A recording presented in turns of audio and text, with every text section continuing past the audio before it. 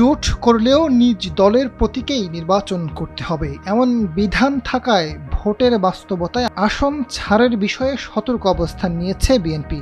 তাদের সমর্থন থাকলেও ছোট দলগুলোর অনেক প্রার্থীর ক্ষেত্রে নিজ দলের প্রতীকে জয়ী হওয়া কঠিন, যে কারণে ছোট দলের শীর্ষ নেতারা ধানের শীষ প্রতীকে নির্বাচন করতে মরিয়া। বিএনপিও সার্বিক পরিস্থিতি বিবেচনায় তাদের সেই সুযোগ দেওয়ার কৌশল নিয়েছে। দলটি নির্ভরযোগ্য সূত্র জানায়, সমঝোতার অংশ হিসেবে মিত্র দলগুলোর বেশ কয়েকজন শীর্ষ নেতা শেষ পর্যন্ত নিজ দল থেকে পদত্যাগ করে বিএনপিতে যোগ দিতে চাইছেন। এরপর তারা ধানের শীষ প্রতীকে নির্বাচন করবেন। ইতিমধ্যে এ বিষয়ে আলোচনা সাফল্যের দ্বারপ্রান্তে পৌঁছেছে।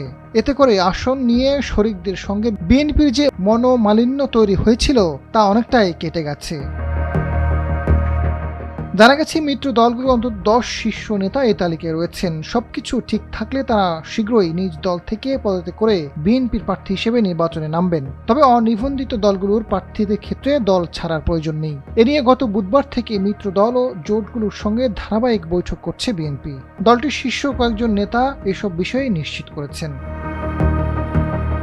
এদিকে পিরোজপুর 1 আসনে 12 দলীয় জোটের প্রধান ও জাতীয় পার্টি জাফরের নেতা মোস্তফা জালাল হায়দার এবং নড়াইল 2 আসনে জাতীয়তাবাদী সমমনা জোটের সমন্বয়ক ও এনপিপির চেয়ারম্যান ফরিদুজ্জামান ফরহাদকে আসন দেওয়ার বিষয়ে সবুজ সংকেত দিয়েছে বিএনপি। মোস্তফা জালাল হায়দার ও ফরিদুজ্জামান জানিয়েছেন, বিএনপির সঙ্গে তাদের আলোচনা ফলপ্রসূ হয়েছে এবং তারা ধানের শীষ প্রতীকে নির্বাচন করবেন।